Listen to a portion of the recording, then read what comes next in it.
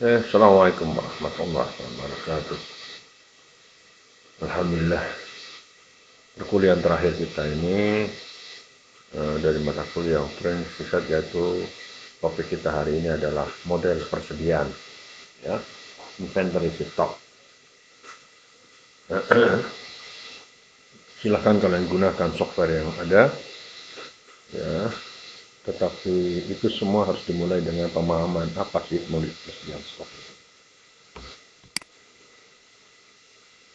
Di pengertian persediaan adalah semua barang atau bahan yang disimpan, yang akan digunakan untuk memenuhi kebutuhan tertentu dengan tujuan tertentu. Bisa itu berupa, jadi yang kedua, bisa berupa bahan mentah, bisa barang setengah jadi, bisa juga yang sudah jadi, atau suku cadang atau spare part. Itulah pengertian dari persediaan. Mengapa kita mempelajari metode ini? Mengapa?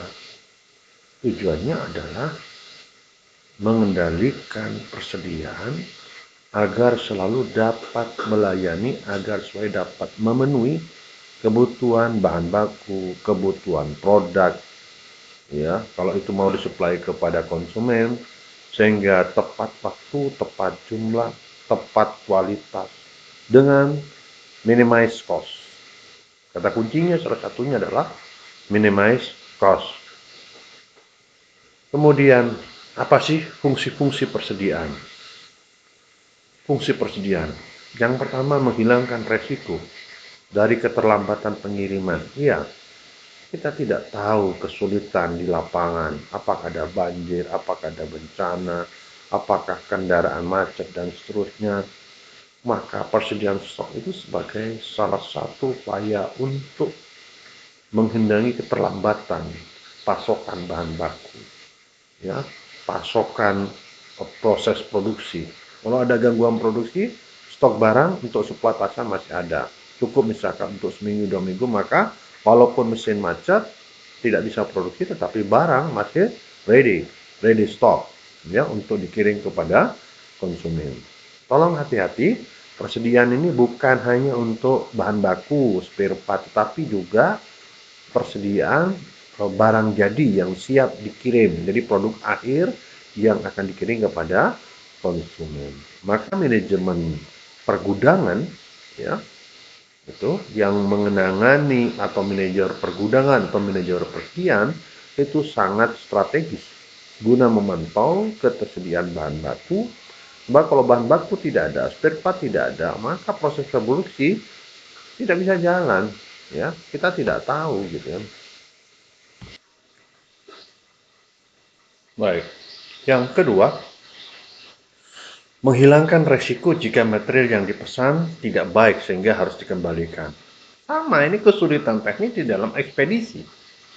Jadi manakala ada gangguan atau bahan baku yang kualitasnya tidak seperti diharapkan, maka bisa dikembalikan kepada pemasok. Sebagai mitra usaha, cukup bertanggung jawab. Kenapa pasokan bahan baku ini tidak bagus? Kita bisa komplain, ya. Maka pengembalian itu butuh waktu, ya, memakan biaya lagi, ya. Maka hal ini dapat diatasi dengan menggunakan stok bahan baku yang sudah ada di gudang. Kemudian menghilangkan risiko terhadap kenaikan barang. Jadi perusahaan-perusahaan besar itu pandai sekali itu menyimpan stok sebanyak-banyaknya guna mengantisipasi terjadi kelangkaan bahan baku. Utamanya kalau bukan musim panen, maka dia misalnya beras gitu. Kenapa beras itu terus ada? Karena memang stok pangan di gudang-gudang, ya, di pabrik-pabrik pengolahan beras, ya, pabrik beras itu atau rice milling unit itu, dia akan menyimpan bahan baku sebanyak gudangnya di mana-mana itu. Beda dengan pengusaha kecil, jangankan gudang, ya, lantai jemur aja tidak pernah punya. Bagaimana mungkin? Kalau kamu menyimpan paling ya sak kintal hanya untuk kebutuhan pribadi. kesulitan. Jadi yang bisa melakukan itu pengusaha besar atau pengusaha yang bermodal besar. Karena menyimpan berarti ada perputaran uang berhenti sesaat. Cukup modal kerjanya. Jadi kalau dalam keadaan tidak musim panen dia tetap ada, beras ada.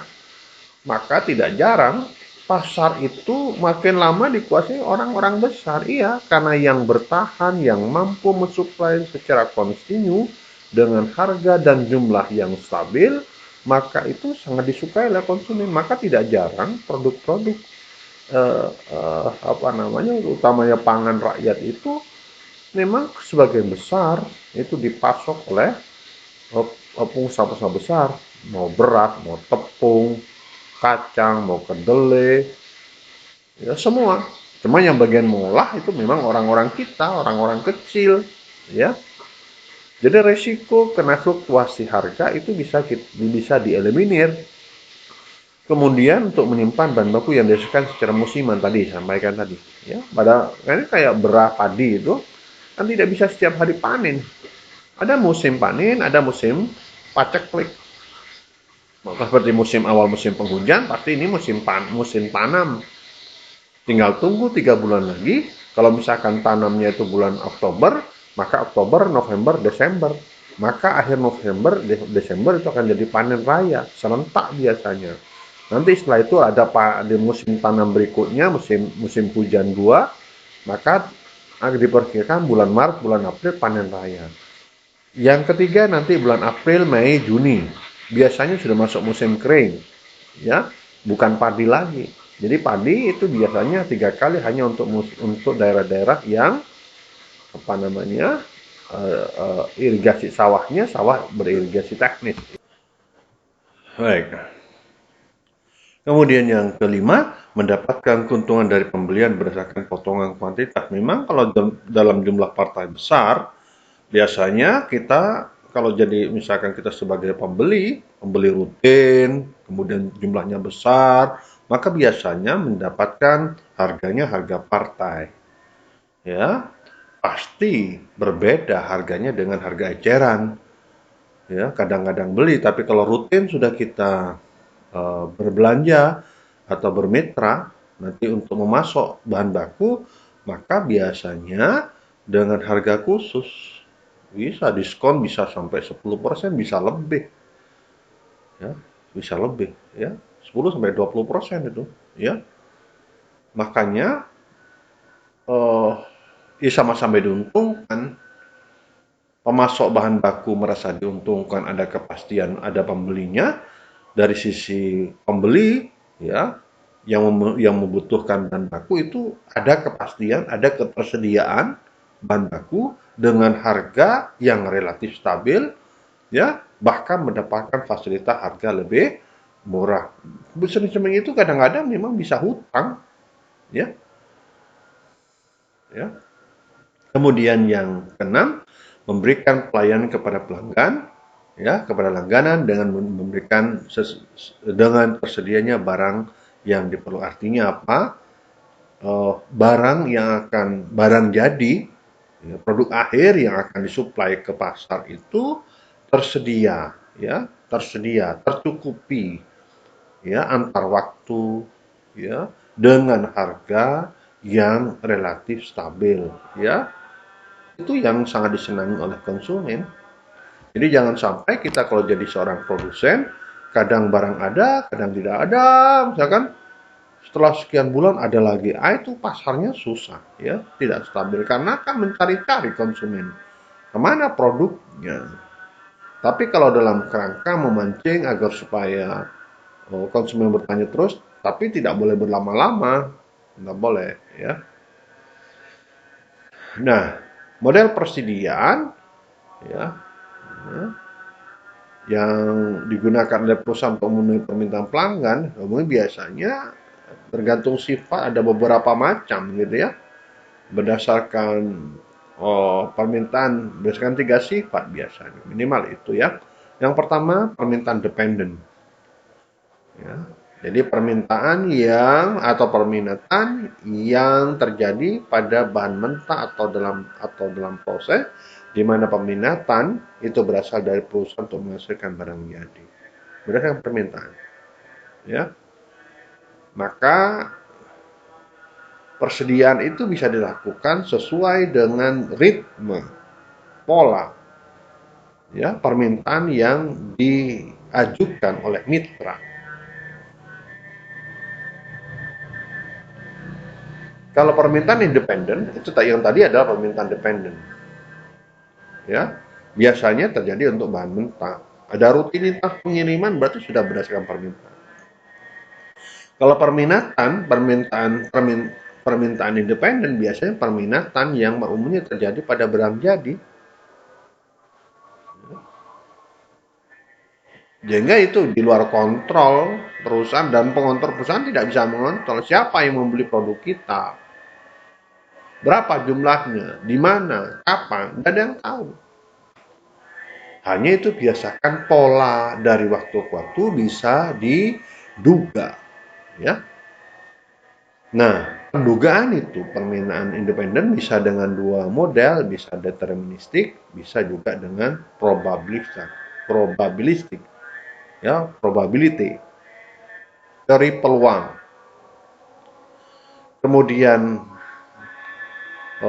sifat yang ketiga, just in time model, JT ini, ya. Nah, model deterministik itu ada 4 bagian. Jadi yang pertama itu adalah EQ-nya. Bagaimana model EQ? Economic Order Quantity. Berapa jumlah order secara ekonomis? Kemudian yang kedua, Economic Production Lot Size-nya berapa? Seberapa sih? Yang keempat, EQ with plain shortage, ya. Yang kelima, quantity discount. Nah, 4 model ini diasumsikan bahwa permintaan dan permintaan yang lain dianggap konstan dan cenderung dapat diprediksi. Ini yang model deterministik, ya. Model deterministik tadi katakan bahwa model permintaan independen itu ada 2, deterministik dan probabilistik. Probabilistik itu ada 4, yaitu EQ, kemudian lot size, kemudian EQ with plain shortage, dan EQ with quantity discount. Kemudian model probabilistik itu memang permintaan yang parameternya biasanya, ya, tentunya ketidakpastiannya tinggi, probable, ya, sehingga susah diprediksi. Ada 3 cara, ada 3 bagian di dalam model probabilistik, yaitu ada single period order quantity, ada reorder point quantity, ya, kapan akan order lagi, ya, period review order quantity. Jadi single period, ada reorder, ada period review order quantity, ya. Nah, ada beberapa konsep di dalam permodelan yang harus kalian kuasai. Jadi yang pertama adalah berapa biaya pemesanan atau ordering cost atau procurement cost-nya. Jadi seluruh bentuk-bentuk biaya yang dikeluarkan sehubungan dengan pemesanan barang, sejak dari penempatan pemesanan sampai tersedianya barang di gudang, ya. Sehingga semua barang yang dipesan sampai di gudang. Apakah tenaga kerja, apakah tenaga yang naik turunkan, ya. Kalau itu barang-barang berbahaya, bubuk kimia biasanya menggunakan mesin, ya. Tetapi kalau kayak beras, ya, kalau itu berasnya curah bisa aja model sedot gitu, ya. Sedot dari suatu truk atau dari suatu truk tertutup itu, ya, tinggal nyedot menggunakan vakum, dipindahkan ke gudang, ya, bisa kalau skala besar. Kalau perpindahan belerang, ya, memindahkan belerang dari kapal, ya, masuk ke truk itu pakai sedotan mesin biasanya, atau mendatangkan kedelai dari Kanada itu dari kapal, itu dari pakai kapal tuh dia modelnya sistem sedot, ya, tidak menggunakan, ada yang menggunakan karung, ada yang sedot. Jadi sedot masuk kapal begitu kayak cairan gitu. Jadi kedelai kayak cairan masukkan di palka kapal, kemudian disedot pakai mesin juga, dipindahkan masuk ke truk. Baru setelah itu masuk ke pabrik pengemasan, ya, dikemas, ditap, dikirimlah baru ke distributor-distributor, ya. Kemudian biaya penyimpanan. Kalau tadi biaya penyimpanan termasuk asuransi dan sebagainya, transportasi, ya, risiko itu udah diperhitungkan. Kemudian biaya penyimpanan. Ya, berapa biaya penyimpanan? Biasanya dihitung berapa persentase dari harga barang atau rupiah per unit barang. Kalau menyimpan TV, misalkan kalau itu produsen distributor TV gitu, kapasitas ini misalkan 1000 unit TV, misalkan gitu kan. Per TV diperhitungkan misalkan per bulan dihitung 10.000 per unit, tinggal ngitung aja. Itulah biaya penyimpanan.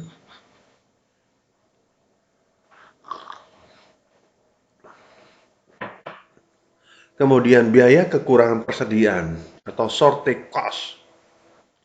Jadi biar timbul sebagai akibat tidak tersedia barang pada waktu yang diperlukan. Maka ini merugikan perusahaan. Ya.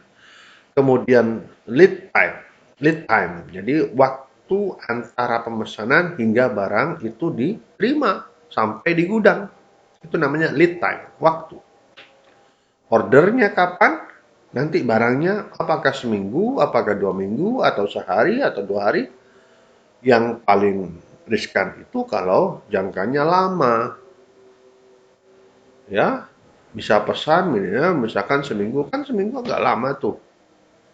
Ya, beda dengan kalau pesan mesin, gitu kan sudah ketahuan 3 bulan lagi, setengah tahun lagi sudah jelas, relatif relatif aman pengisian. Tapi kalau produk-produk yang rutin dipakai harian, maka lead time itu harus ketahuan. Kemudian reorder point. Reorder point itu menunjukkan uh, uh, kapan atau kapan akan uh, ya apa namanya pesan lagi gitu ya. Kondisi yang menggambarkan kuantitas tersedia untuk memenuhi permintaan selama lead time.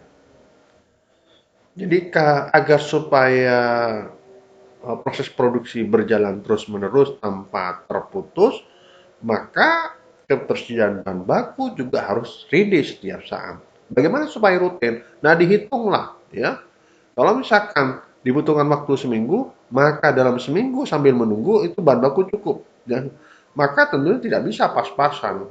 Misalkan ini bahan baku cukup 7 hari, maka sebelum 7 hari, ya harapannya produk itu sudah nyampe. Misalkan bahan baku cukup 7 hari, sementara lead time itu misalkan 3 hari, maka misalkan per tanggal 1 November sampai tanggal 7 toh, maka ordernya kapan? Misalkan kalau itu lead time-nya dibutuhkan 3 hari, maka pesannya tanggal 1 sudah pesan. Kenapa? Kalau itu butuh 3 hari, berarti tanggal 4 baru datang. Nah gitu toh. Kalau meleset-meleset masih ada waktu, ada space di situ. Kalau misalnya pesannya tanggal 4, tanggal 7 belum datang atau baru nyampe, resiko. Jadi disitulah maksudnya reorder point itu diperhitungkan juga dengan lead time-nya. Jadi lead reorder point itu sebenarnya titik di mana pemesanan harus dilakukan lagi untuk mengisi persediaan. Jadi jangan sampai bagaimana supaya stok bahan baku ya tidak sampai putus. Itulah tugasnya manajer pergudangan. Rumit juga itu ya. Kemudian service stock. Jadi persediaan tambahan yang dimiliki untuk berjaga-jaga terhadap perubahan tingkat penjualan atau keterlambatan produksi. Jadi memang ada safety stock gitu ya. Jadi ada semacam misalkan kebutuhannya untuk setiap hari 10 ton. Kalau seminggu berarti 70 ton. Maka selain itu manajemen stok juga harus ada ring, tidak boleh hanya menyimpan 70 ton. Maka misalkan kita siapkan minimal 20% dari kebutuhan, maka ditambah lagi 14 ton, ya. Maka tidak kurang di gudang itu per namanya per 10 hari sebelumnya itu adalah 84 ton, ya.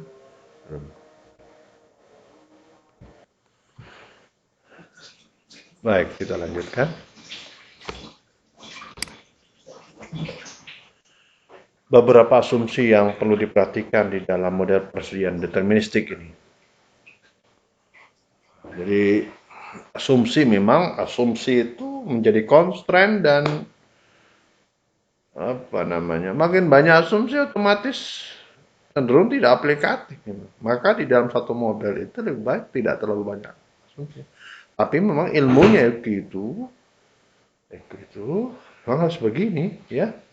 Persyaratan. Asumsi itu menunjukkan hal-hal yang harus diperhatikan.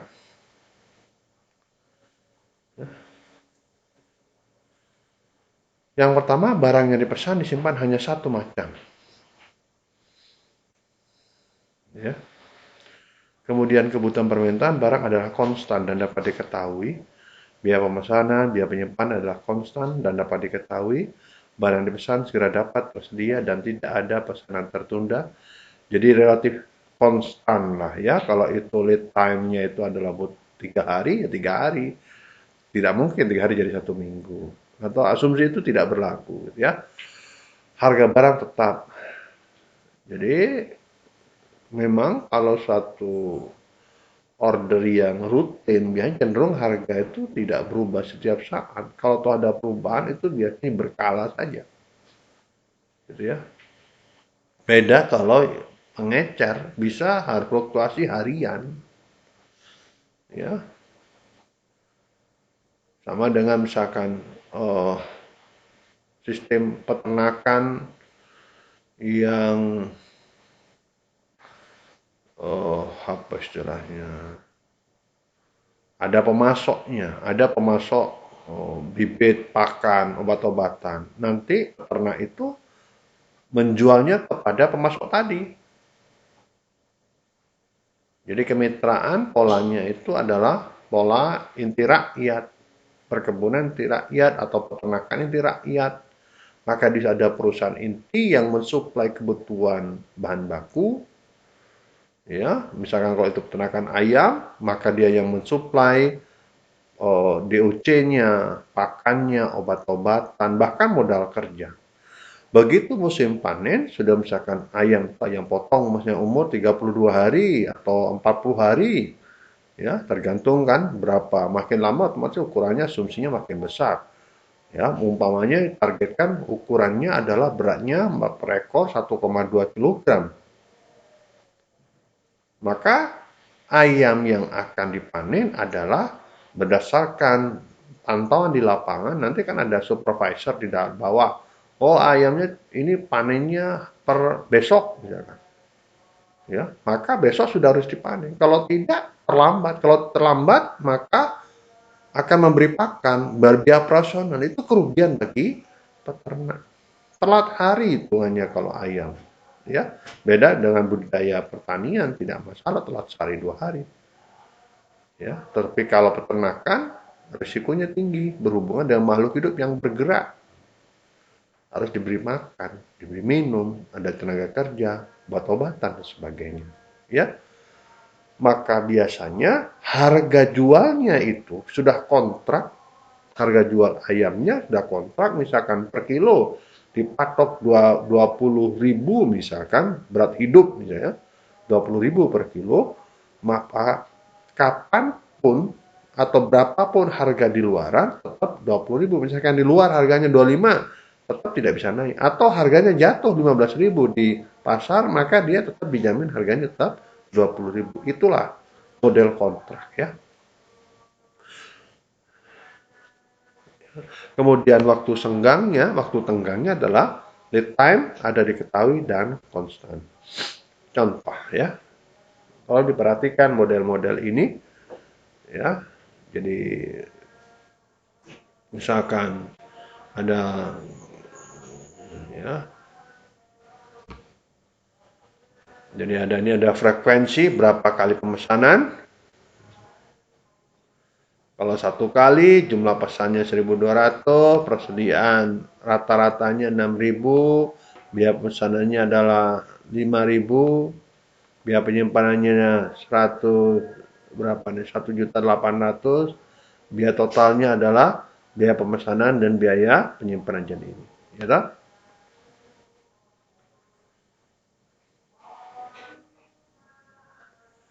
Kalau mesen satu kali begini.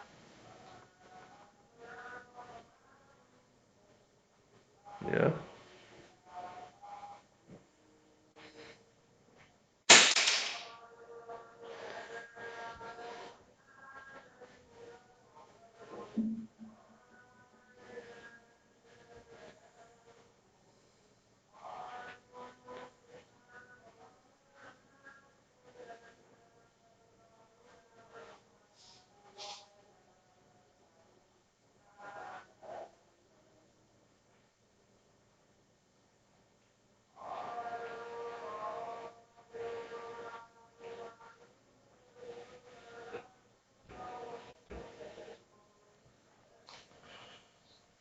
Baik, saudara sekalian, kita lanjutkan. Ya. Nah, metode economic order quantity dengan pendekatan tabel kita menggunakan rumus nanti ya. Jadi ini ada beberapa skenario. Kalau pemesanannya dilakukan satu kali, dua kali, tiga kali, sampai dengan 8 kali. Ternyata jumlah pesanan yang bisa diperoleh kalau satu kali ada 12.000, 6.000, sampai terakhir kalau 8 kali 1.500 unit. Persediaan rata-rata di sini 6.000, 3.000 dan seterusnya sampai di sini 750. Ya toh? Tinggal bagi saja ini dibagi ini toh. Ya. 4.000 dibagi ya. Oke. Ya. Oke. Kemudian ini bukan rata. Jadi ini adalah rata-rata persediaan yang diperkirakan. Sorry, mohon maaf ya. Ya. Kemudian biaya pemesanannya kalau satu kali ada 5.000 ya. Biaya pemesanan, jumlah pemesanan ya. Kalau 50.000, kalau 8 kali berarti di sini 400.000 gitu loh. Karena per kali pesan adalah 50.000. Ya penyimpanan tinggal ngalikan ya, kebetulan di sini sudah ditentukan ada 1,8 ya. Dari prosentase biasanya dari nilai produk. Ini sudah ada ketentuan ada sekitar 1,8. Maka biaya totalnya adalah biaya pemesanan ditambah biaya penyimpanan. Tolong bedakan antara biaya pemesanan dengan biaya penyimpanan. Biaya pemesanan berhubungan operasional mulai barang itu biaya telepon, biaya macam-macam lah ya, termasuk jasa, kurir dan sebagainya, sampai biaya tenaga angkut sampai barang sampai di gudang. Sedangkan biaya penyimpanan itu sudah di internal. Apakah itu biaya listrik, biaya perawatan, pembalikan, ya, termasuk barang itu kalau sudah lama kan ada pembalikan kalau itu barang-barang stok. Barang bagian bawah harus dibalik juga, kalau tidak busuk kan. Kalau sirkulasi udara tidak bagus, maka perlu ada perawatan, pemeliharaan. Apakah itu dari kadar air, ruangan, ya, kelembaman, suhu. Ya, kelembaman itu makin tinggi kelembaman, suhunya makin rendah. Ya, otomatis. Kelembaman itu menunjukkan jumlah kadar air yang ada di dalam udara. Kalau kelembaman tinggi cenderung lembab udaranya dingin. Nah, pada barang-barang tertentu, misalkan itu stoknya benih, maka tidak bisa kelembaman udaranya sampai 80%. Tumbuh semua tuh. Gimana caranya? Dibikinlah eh, bukan suhu, kelembaman di ruangan gudang penyimpanan benih itu kelembaman misalkan sekitar 30 sampai 36%. Makin rendah kelembaman, makin kering udara, ya. Karena kandungan air dalam udara makin kecil, otomatis kemungkinan benih akan tumbuh itu sangat kecil. Itu yang diharapkan dalam industri benih. Maka di situ ada humidity. Jadi kelembaman. Ada alat mengatur kelembaman. Ada mesin memang mengatur itu, menyedot udara supaya kandungan uap air di dalam udara itu sedikit. Ya.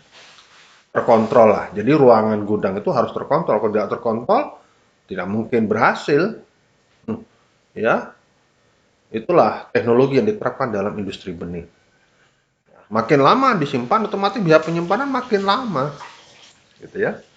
Ada kelebihan dan keuntungannya masing-masing. Nah, biaya total tinggal nambahkan aja 5.000, 50.000 tambah ini, kemudian sampai dengan terakhir 400.000 tambah ini, ya. Oke. Jadi kalau 8 kali ternyata biayanya adalah 625.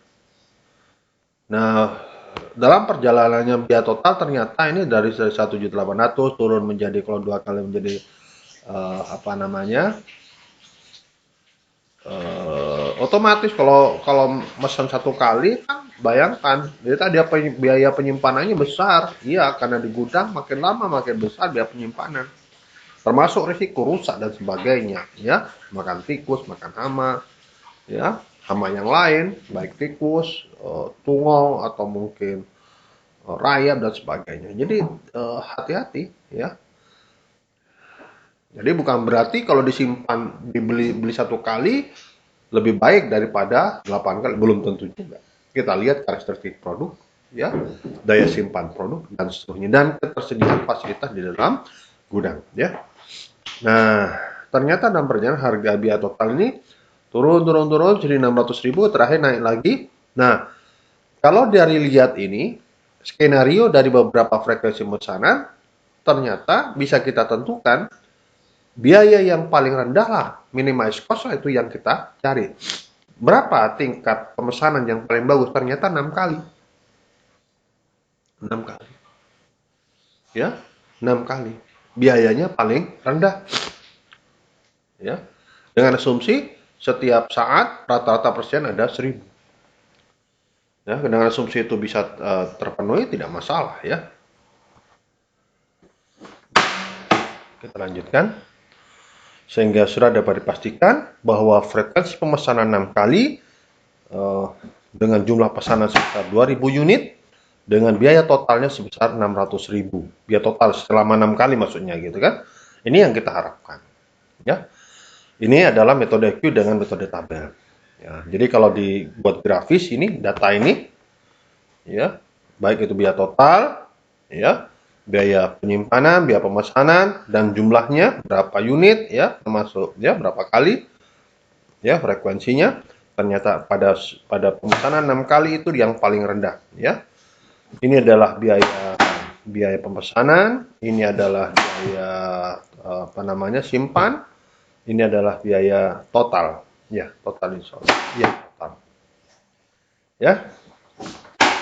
Tentu cari biaya yang paling rendah, ya. Oke. Nah, ini grafik persediaan OQ. Jadi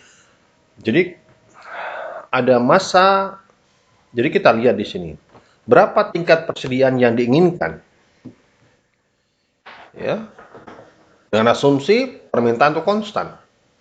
Berapa standar? Jadi kalau produk rata-rata per minggu keluar misalkan 10 ton, maka tidak kurang minimal di gudang ada 10 ton dalam periode 1 minggu. Total kumulatifnya. Nah, tingkat persediaan ini berjalan tergantung pola produk itu di pasaran, diserap oleh pasar. Maka kalau itu rutin dipenuhi oleh produsen, maka menjadi tingkat persediaan yang konstan dari waktu ke waktu dengan asumsi tidak ada fluktuasi dalam kondisi tertentu. Maka ini adalah lead time. Jadi kalau ini adalah kuantitas, misalkan ini adalah 10 ton, maka ini kondisi 0 sudah sampai habis, ya.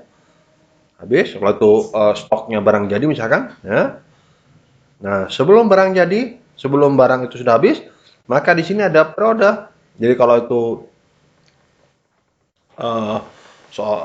perusahaan distributor misalkan, distributor, maka sebelum barang itu habis, maka harus order lagi, ya. Ya. Jadi order place, jadi sudah ada order di sini pada waktu ini begitu ini apa namanya? Ini adalah apa namanya?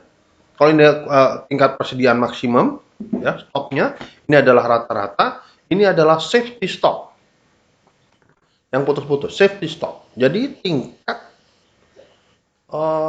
aman, anggaplah standar persediaan minimal, tidak boleh di bawah itu. Maka pada saat inilah dilakukan order point, order place. Ini adalah order receive, receive-nya, save-nya jadi penerimaan. Nah, periode antara waktu pemesanan dengan barang sampai tiba di waktu itu dan namanya lead time. Ini lead time. Ya, begitu barang diterima maka jumlahnya banyak lagi.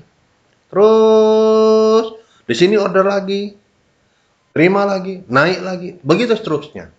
Sehingga relatif kalau dibuat rata-rata adalah ini. Biasanya rata-rata itu adalah kuantitas dibagi 2. Kalau itu dengan asumsi konstan lah ya, tidak berfluktuasi dari waktu ke waktu. Itu maksudnya dengan persediaan IQ dengan tabel ya, dengan grafik. Kalau dengan matematis bahwa kuantiti persediaan yang ada adalah 2 kali demand. Jadi 2 kali demand kalikan cost of order dibagi cost of holding. Biaya pemesanan, jadi 2 kali permintaan dikalikan biaya order dibagi dengan biaya penyimpanan. Diakarkan. Itulah model berapa kuantitas yang ekonomis ya, jumlah permintaan ekonomisnya berapa. Total biaya pemesanan tinggal ngalikan dari kuantiti ini kalikan berapa cost of holding dibagi 2 ya. Kemudian biaya penyimpanan D-nya berapa permintaan kali cost holding kalikan kuantiti. Total cost-nya adalah ini. Jadi pemesanan ditambah biaya penyimpanan ya. Pemesanan ditambah biaya penyimpanan. Kemudian frekuensi pemesanan optimum per tahun adalah permintaan dibagi berapa jumlah barang yang diorder. Ya. Kemudian siklus optimum setiap pemesanan adalah Q-nya dibagi dengan demand kalikan berapa N-nya. Ya. Atau jumlah hari kerja lah biasanya. Nah, kalau misalkan demand-nya ada 12.000, cost of order-nya ada 50.000, biaya penyesalnya adalah 10% dari nilai barang. Ya, kalau nilai barang 3.000, nilai biaya penyimpanannya 300. Maka tinggal ngalikan saja. Ya, jadi cost of apa namanya? Ordernya 50.000 kalikan demand-nya 12.000 kalikan 2D kalikan CO per CH, cost holding. Sehingga ternyata di sini pemesanan per optimum per tahun. Jadi inilah Q-nya adalah berapa jumlah order barang optimum. Ya. Jadi frekuensi pemesanannya tadi adalah D permintaan berapa? 12.000 dibagi Q ordernya. Maka di sini jadi 2000 di apa namanya? 12.000 dibagi 2000 berarti 6 kali, ya. Oke.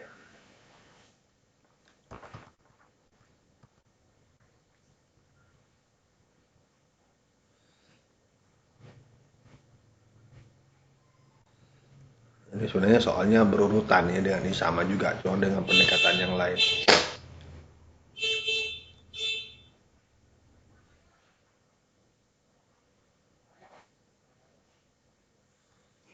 Oke.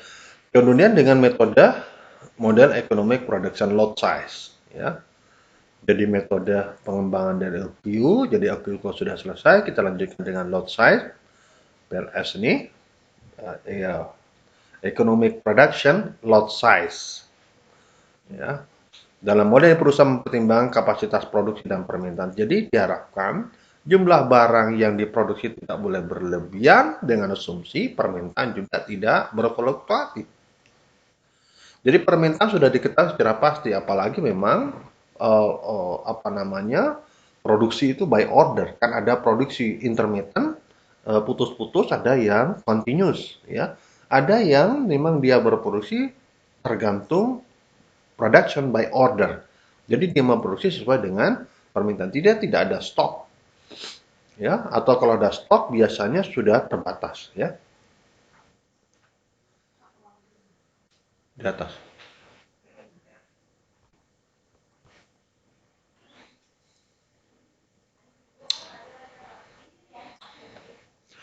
Jadi asumsi ini harus dipenuhi gitu kan, permintaan diketahui secara pasti, hanya target produksi per tahun di mana jumlah produksi lebih besar daripada permintaan, ya, kemudian tidak ada shortage, ya, kemudian sekali pesan sekali diterima, sekali pesan sekali diterima, jadi tidak diencret-encret lah gitu ya, lead time diketahui dan konstan adanya biaya persiapan dan setup.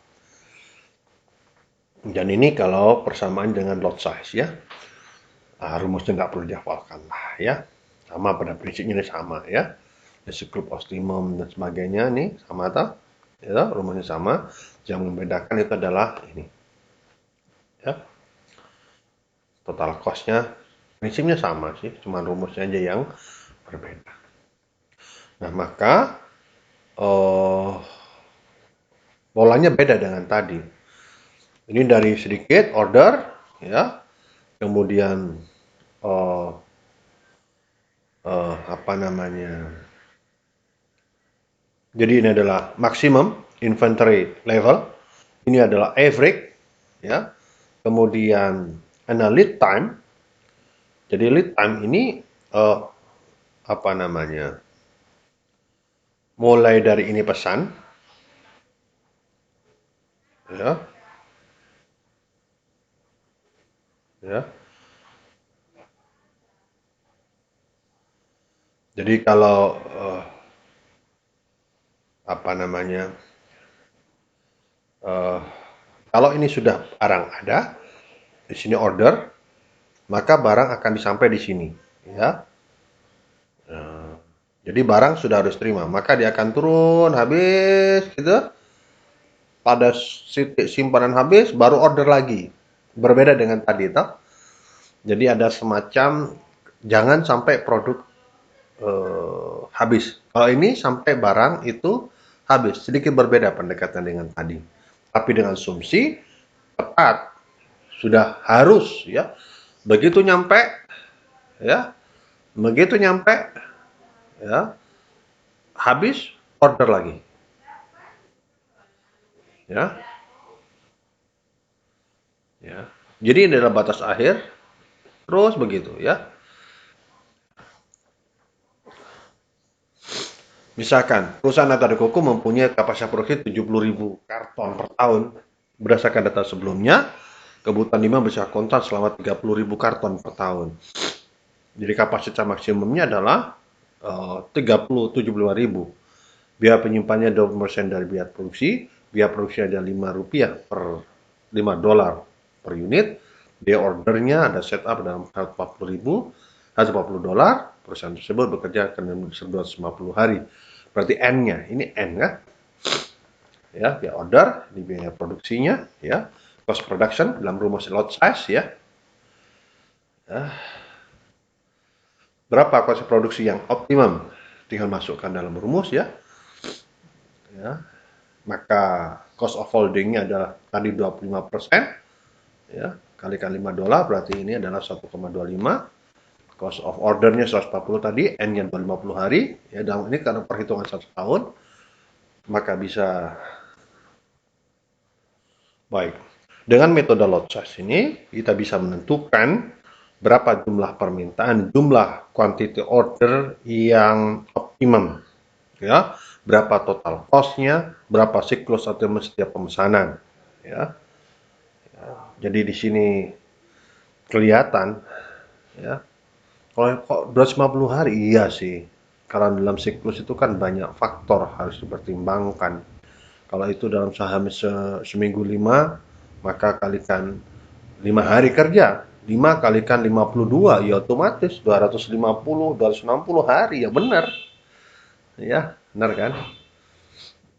Uh, maka kuantitinya masukkan dalam rumus tadi, ternyata nilainya adalah 3347, total cost-nya itu adalah 2509,98, siklus setiap ordernya ada setiap 28 hari dia order begitu ya.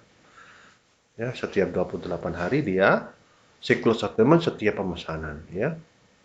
Jadi 28 hari kerja. Prinsipnya sama lah. Cuman ini metodenya kalau lot size itu apa namanya sampai betul barang itu ada habis baru pesan lagi ya.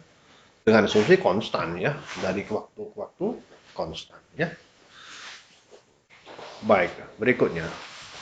Nah, waktu tenggang, persediaan pengaman, dan titik pemesanan ulang, reader point ini penting harus kita perhatikan baik-baik. Ya. Jadi lead time itu perbedaan waktu antara waktu pemesanan dengan barang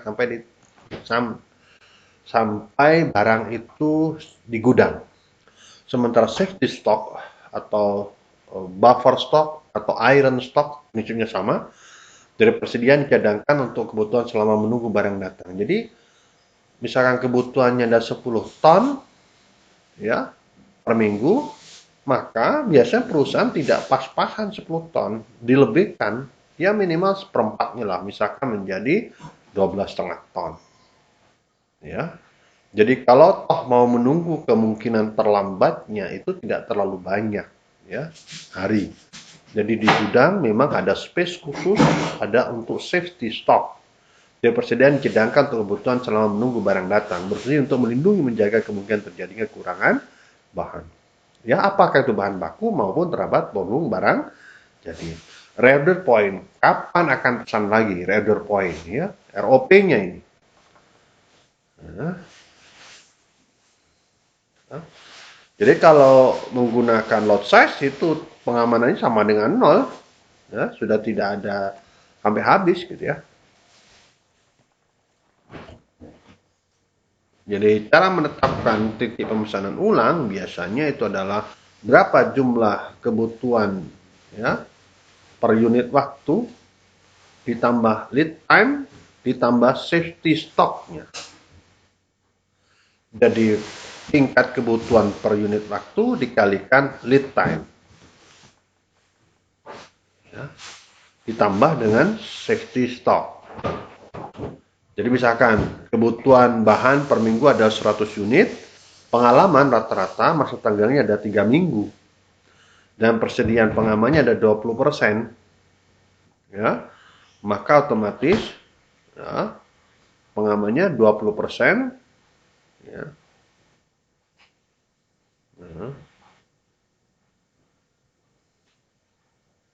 Safety stock-nya itu adalah 20% dikalikan 100 ya, karena kebutuhan per minggunya ada 100, hati-hati per minggunya 100, berdasarkan data pengalaman butuh waktu 3 minggu, maka dikalikan dengan masa tenggang, jadi 20% dikalikan 100 kebutuhan itu, tapi masih ada waktu selama 3 minggu. 100 kali 3 berarti 300, kemudian dikalikan 20%, itulah SS safety stock. Safety stock. Sementara D kalikan S, permintaannya 100, kalikan L-nya adalah lead time, 3. Ya, maka dibutuhkan 360 unit. Artinya pemesanan perlu dilakukan pada saat tingkat persediaan barang mencapai 360 pesan lagi. Karena masih ada waktu 3 minggu berikutnya, cukup 100, 100, 100. Masih ada safety 60 gitu kan? Apa maksudnya? Ya, 20 sen, 20 sen, 20 sen. Jadi 60. 60 ya. 60. 20% dari 100 ya kan 20 kalikan 3 minggu otomatis 60.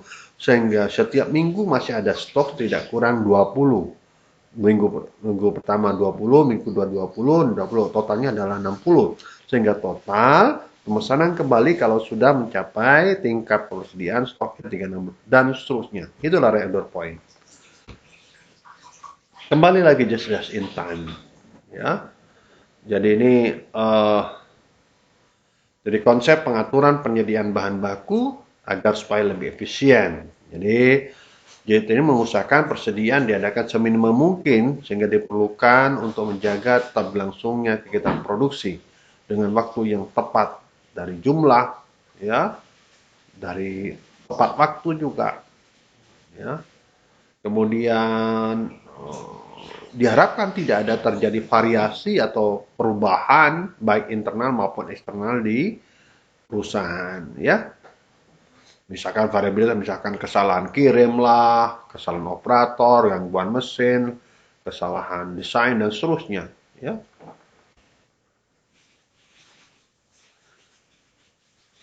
Jadi artinya JIT ini sebenarnya memperkecil inefisiensi, memperkecil biaya penyimpanan di gudang ya.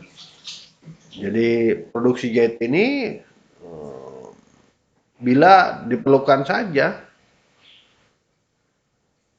JIT sering disebut dengan sistem Kanban, yaitu suatu sistem informasi yang secara harmonis mengendalikan sistem produksi dengan metode JIT dalam setiap proses produksi.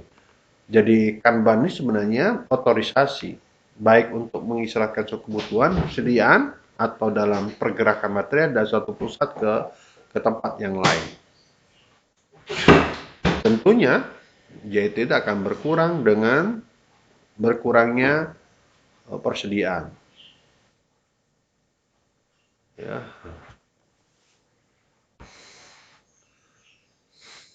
Kemudian ya, kita hitung menilai persediaan ya dengan metode FIFO, first in first out. Ya. Misalkan persediaan 1 Juni sampai 25 Juni. Ya. Jadi persediaan stoknya adalah 3.300, harganya 1.000, pembelian pada tanggal 10, tanggal 15, ini beda-beda ya. Ini harga 110 dan seterusnya. Sehingga jadi ini berapa nilai persediaan? Kita sebenarnya menilai persediaan itu berapa nilai stoknya dalam satu kurun waktu tertentu. Itu maksudnya begitu ya. Kan tinggal ngalikan antara jumlah dikalikan harga, gitu kan? Tentu barang yang pertama datang itu harus segera dikeluarkan untuk menghindari kerusakan ya atau ujung-ujungnya kerugian bagi perusahaan ya. Oke. Jadi kalian ketinggalan mana ya?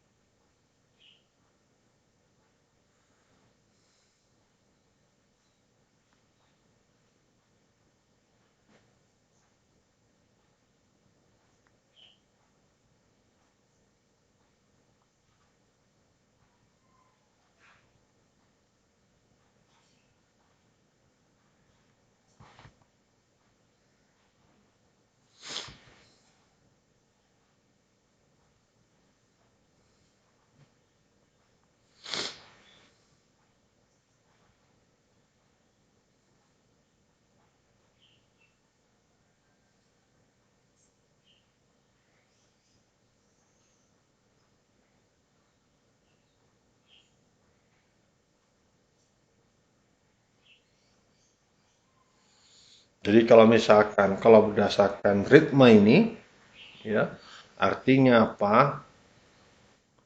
Jadi jumlah ya, ya harga pada jumlah ini Kalau beli 300 ini 1.400 dan 1.100, kalau di atasnya ini ternyata menjadi berapapun jumlahnya itu tetap harganya 1.200 ya. Misalkan pertanggal 30 Juni tanah ini ya. Ya, ini kan sampai 25 Juni. Kalau 30 Juni bagaimana? Jumlah persediaan akhir yang ada misalkan sebesar 250 unit, 250 unit ya. Ya. Jadi persediaannya 250 unit. Maka mau tidak mau berarti pertama urutannya kan berarti 300, 400, berikutnya ada 50. Tinggal mengalihkan ya. 300 kalikan 100 ini 3.000 kali 100 dan 300.000, 400 kali 11.000, 11.000 yang ini maksudnya ya. Ya, terakhir ada 1.200 ya. Kalikan 50. Sehingga totalnya harga pokok bahan baku yang dapat dipakai atau nilai persediaan sebesar 800.000. Nilai persediaan akhir ya, nilai persediaan akhir. Jadi kalau itu jadi harga apa namanya? Kalau itu harganya eh, ini harga bahan bakunya seperti ini, kemudian nilai persediaan akhirnya bagaimana? Jadi ada ya kalikan kan ada stok ya, ada stok ya. Berarti 100 kalikan 120, kemudian 1.200, 1.500 kalikan 1.200, totalnya adalah ini ya. Sehingga nilai persediaan akhir ada nilai persediaan total persediaan dikurangi nilai persediaan terpakai. Berapa yang terpakai? Kalau terpakai misalkan 500 dikurangi. Kan gitu aja toh.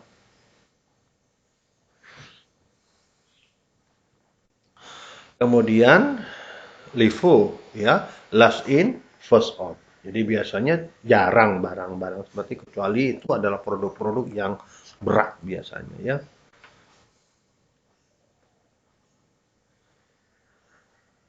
Jadi barang yang terjual yang dihitung berdasarkan harga pembelian barang yang terakhir masuk.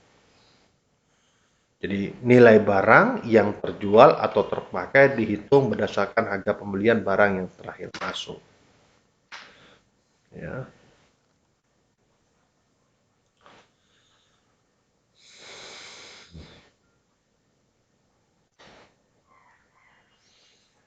Maka kalau misalkan dia dengan soal yang sama dengan tadi, kalau persediaan totalnya pertama 1.000 ya, 1.000 toh. Kemudian yang terpakai misalkan eh, apa namanya nilai persediaannya kan 1.100.000 ya.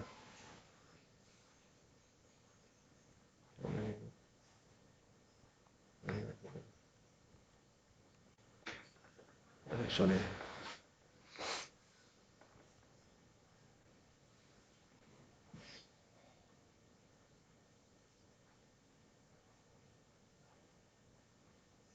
600, 700, 800, 850 ya.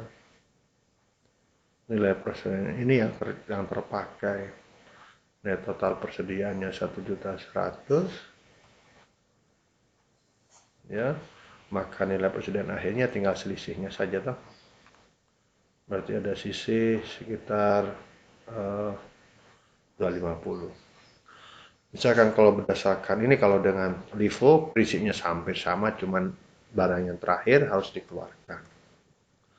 Kemudian metode rata-rata tertimbang, ini pembobotan biasanya, berapa nilai rata-rata persediaan dibagi berapa jumlah unit yang dihasilkan. Maka per unit nilai rata-rata persediaan adalah 1.100 per unit. Ya. Tadi 1.100 ya. Oke. Kemudian harga pokok bahan baku yang terpakai tadi kan 1.100 per 750 kalikan 1.100 nilai persediaan akhir Jadi ini hanya metode saja. Metode dalam menghitung bisa menggunakan FIFO, bisa LIFO, bisa dengan metode tertimbang. Jadi masing-masing ini punya kelebihan dan kekurangan, ya. Jadi kalau dibandingkan, apabila harga stabil, maka ketiga tersebut akan memberikan hasil yang sama. Tetapi bila harga barangnya berubah, maka nilai menjadi berbeda, otomatis, ya, berbeda, ya.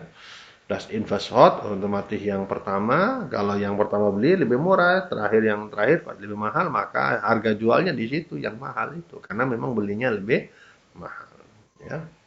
Maka tentu nilai produknya akan berbeda, tergantung metode mau LIFO, mau FIFO, ya, ataukah metode tertimbang ini tergantung. Kalau cara FIFO menunjukkan nilai presiden akhir yang tinggi, nilai barang terpakai yang rendah, keuntungan lebih besar. Sementara LIFO kebalikannya, presiden akhir yang rendah, nilai barang terpakai tinggi, keuntungan yang rendah. Semuanya punya kelebihan dan kekurangan, ya. Jadi kita tidak perlu dipertentangkan karena masing-masing ada kelebihannya dan ada kekurangannya. Mungkin itu yang saya sampaikan hari ini. Materi ujian sampai pada pertemuan yang ketujuh ini. Jadi kita harus Assalamualaikum warahmatullahi wabarakatuh.